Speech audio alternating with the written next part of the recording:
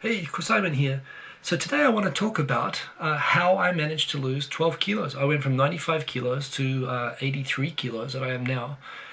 My target weight is supposed to be 74.5, but generally the health guides allow like a 10 kilo range. So aiming for 84.5, I'm down to 83. I've dropped 12 kilos this year. And how I went about that, I just thought I'd share with you guys how I managed to do it.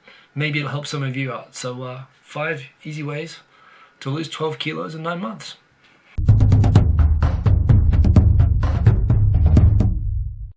Hey, so the first thing with this, of course, is so what prompted me to do this? It's pretty simple. With the middle-age thing, I adjusted my diet and I adjusted my exercise regime so many times, and you'll notice this as you get older, particularly getting into your 30s, that even as you make the adjustments, you'll find that eating the same things and doing the same things still results where it wasn't making you fatter before you'll start getting fat again, and you have to keep making adjustments. And I'm sure even now this is still going to be the case. And I've been through various...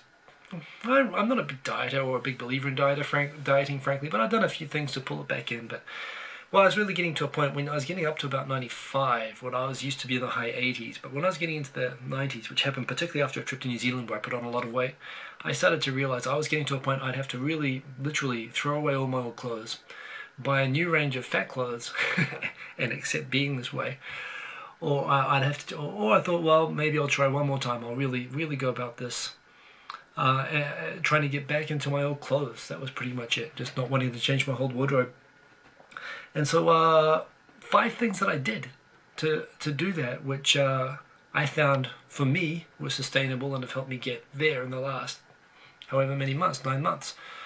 So first thing, this is my general philosophy on diets. I don't like these banana diets or these kind of, these diets where you just eat one kind of food or you cut out. Atkins I know is very popular, but the idea that you can go completely dry on certain types of food, the worst thing about that to me is that it doesn't strike me logically as making that much sense for a food that you won't eat during the period of the diet, but then you'll eat it afterwards. Surely you're just conditioning your body to react to it more when you come back to it. Or worse still, I know people have been on things like micro diets or chemical diets, and they end up with all sorts of health issues from those. So I don't like the idea of diets. I figure it has to be a lifestyle thing and it has to stick. And frankly, anyone can commit to any kind of diet for a short period of time.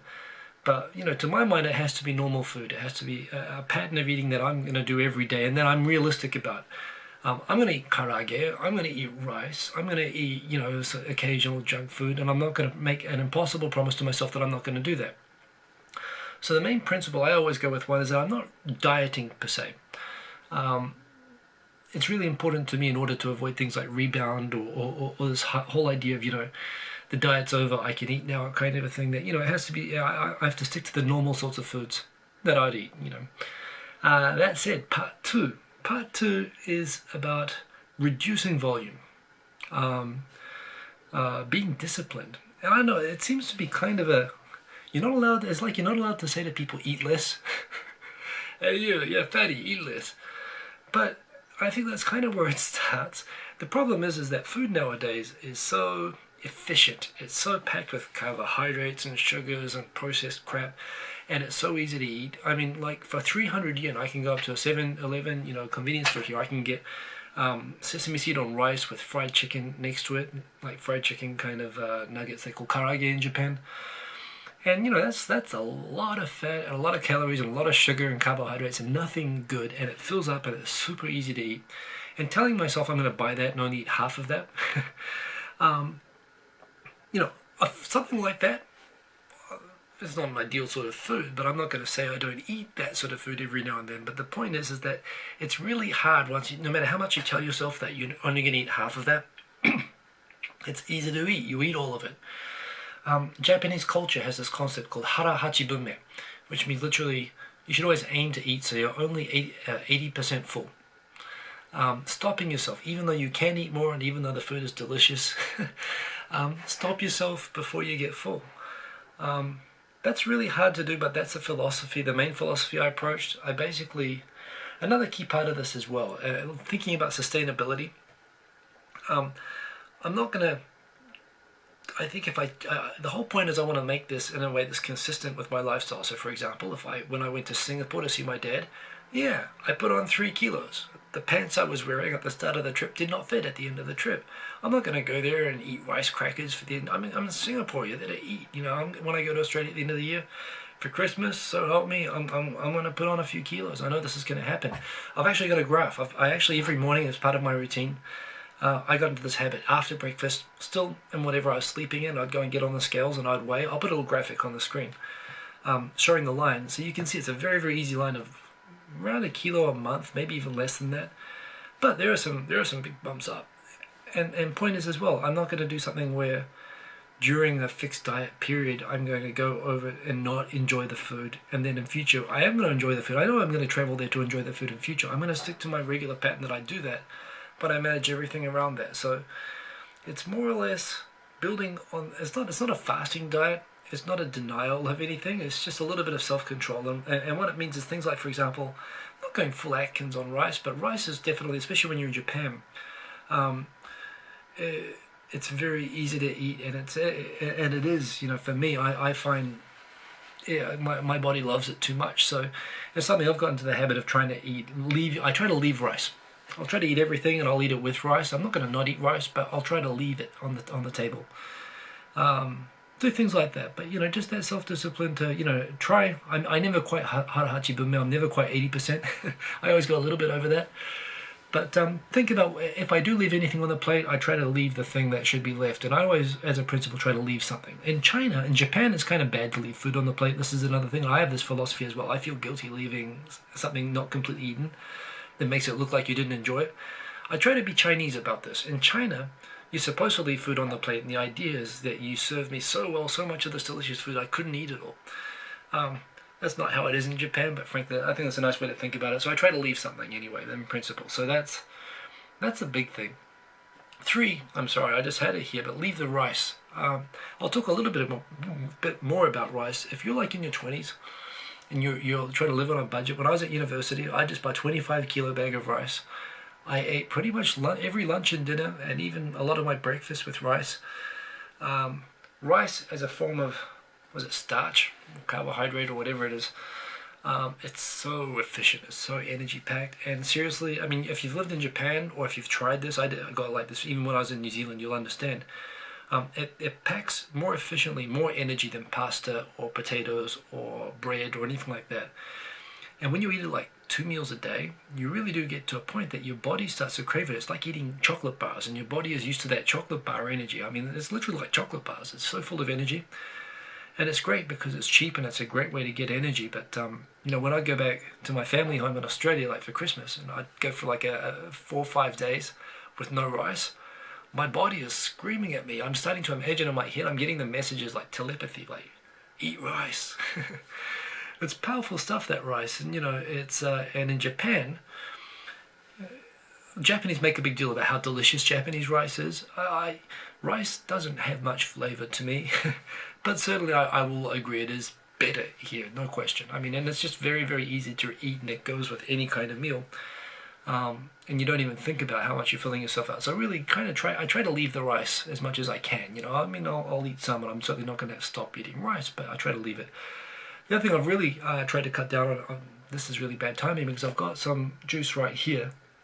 I was drinking a lot of this stuff, and this is actually vegetable and fruit juice, but fruit juice is like drinking sugar water. So I really tried to cut down on that, really tried to drink some more water. Again, I still have juice in the fridge, I still have this, I'm drinking this now, but I always just try to think, I try to make it so this isn't the only thing I'm drinking all day, which is what I used to do. I try to drink some more water and some stuff to balance that out. One thing I actually did, I've never been able to drink coffee very well before. I just never liked the taste, and I never saw a point in trying to get to it, but my work being very busy, and also the fact that coffee is just not fattening, you know, so I really made a switch to trying to drink black coffee. This is another thing, even when I got into coffee, I'd always have like caramel or, you know, like syrup and stuff in it, make it sweet. And no, that didn't work. So I've been having unsweetened coffee, just black coffee, and I've gotten into the habit of that and drinking that and water. And because I drink a lot of that, I don't feel so guilty, and it doesn't have such an impact if I have a bit of this at night. But the point is just not having, you know, fruit juice all day. And junk food again. I mean, I go to Kentucky Fried, I go to Burger King every now and then. I shouldn't, but I do. But the point is just, you know, really thinking about it. if I've been once this week, tell yourself I don't need to go twice in a week, or I try to be aware of how much I'm doing that, and in principle I try to stay away from it sometimes. I mean, honestly, if it's a choice between having a convenience store bento 5 days in a row, sometimes happens when I'm working a lot. I might allow myself have something different, from fast food. It's not good, but and again, even with that, if I go there, like now, if I get a Burger King, I'll just get a burger, no drink, no fries. Doesn't matter how cheap or efficient it is. I'm not trying to fill myself up or get extra volume or value. I just want to get it. The burgers are good. I'll grab the burger. So try to think about that. The other the final big thing that I did, obviously, is I had to find a form of exercise. I used to like running and I used to play rugby. Rugby's great, but it's a big lifestyle commitment because you lose a whole day on your weekends, and this is something I do want to get back into now that my son is getting older. But I looked for something that I could do within the workday, and what I found was I did actually, when I was surfing and playing rugby, I found boxing excellent training, and I found a boxing gym near my work. So I try to go once or twice a week, ideally twice, maybe once, and lately I'm not even getting to that. But 1 hour of boxing, and I've done cross country, I've done long distance running in my time, or medium distance running. If you really want an aerobic, if you really want to sweat a lot and use a lot of energy very efficiently in a small space in a small period of time, I played squash or basketball and running. Nothing beats boxing. And I found a gym nearby where I work where I could do kickboxing. With pro Thai boxer instructors and some Japanese ex-K1 fighter instructors, and actually there's some pro boxers who train there, which makes it a little bit embarrassing for someone like me to go in there. But key is, it's fun, super fun. It's actually in the middle of a work day to go on your lunch break. I find it an excellent way of getting stress out and literally clearing my head. There's something about, and I found actually obviously this is water, so of course the weight doesn't necessarily stay off, but I sweat over 1 kilo I weigh myself before I start. I'm usually say like today I was 83.5. Before I went in, I came out, I was at 82.1. And that's why I'm drinking some juice and stuff now. I drink a lot of water after that, and in the morning I'm going to weigh the same as I did yesterday. But point is, you sweat a lot off, you get rid of a lot of toxins and stuff. I find it clears the mind, helps you sleep really well, and it's super fun. And it's like yoga. You learn flexibility and body control and all that stuff, but you get to punch people in the face. It's like yoga where you get to punch people in the face. So I'm a big fan of kickboxing. When I say kickboxing, it's all sparring, and I don't actually do fights.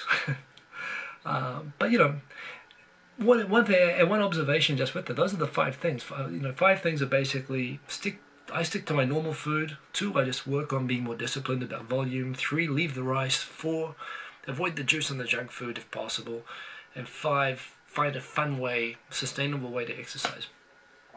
Just an interesting thing that I've noticed recently, having lost 12 kilos, the difference with the kickboxing is I really appreciate now with kickboxing, it's really all about, I think there's an image anyone would have that, like a strong punch, you have this idea it's based on having a big, strong arm and that you use the power in the arm to deliver a punch. But that's not what it is. The muscles in the arm, when you deliver a punch properly, you're using some strength, but the strength is coming more from your chest and from your entire body rotation. And it's more like, as an image, it's more like throwing a discus or literally like rotating around like a bag of potatoes. And the strength in your arm is more to do with keeping your fist rigid so it doesn't bend and injure yourself that way, and that you don't mess up your hand, that you keep your hand really well tight and packed so that you're delivering the power of the punch or the kick properly. So it doesn't actually require a lot of strength per se, it just requires good overall body control and rotation to be able to deliver the maximum. It's like you're swinging around your body as a bag of potatoes into someone. So what is interesting, what I found a newfound appreciation for is that when I was 95 kilos, I wasn't particularly fit or even very strong, but I could kick and I could punch really hard. And I was always messing up my hand. I mean, partly because I didn't have the strength in my hand and I wasn't tying as well, and I've improved all of that, but I go and injure my hands all the time because I was able to make a much bigger noise. I was able to, my small little instructors, I was able to pick them up off the ground, kicking them. And it was all just from being able to swing myself around and launch myself into these guys with the pads.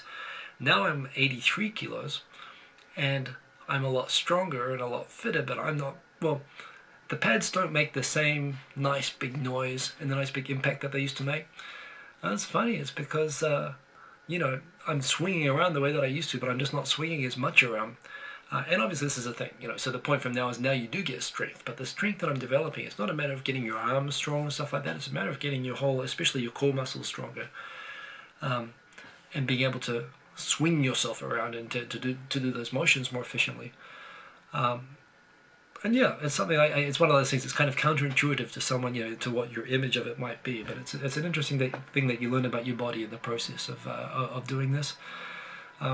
So it's one thing if you're a fatty, you can actually, if you want to take up boxing, I recommend it because you get a lot of power actually just naturally, just from your weight. So that's fun. But anyway, that's how I did it. I actually did that today, and that was fun. But I've kind of leveled up. I'm at about 83, and I'm not really losing much more. I'd like to get down a little bit more, but I'm not going crazy about it. Point is everything, moderation, sensibility, sensible, do it on a basis that, you work it into your routine and that it's not a temporary diet. My philosophy is any kind of diet that you can lose 4 or 5 kilos in a month if you try not eating, but it's all going to bounce back and be 10 times worse and give you health problems if you do it that way. I do use an app, this thing called Oyajis. This is what I use as a weight tracker. And again, I just get into that as a habit just so I'm aware. If I'm adding weight lately, that makes me think a little bit about, what I'm going to have for lunch. And if I've lost a lot of weight, I might treat myself. There's nothing, but being aware of that helps. But that's pretty much it. It's just a common sense day-to-day approach that I've taken, and it's worked. So, yeah, I don't know. Hopefully there's something in that for other people that they'll be able to use. But that's how I did it. So, yeah, hope you found that interesting. Peace.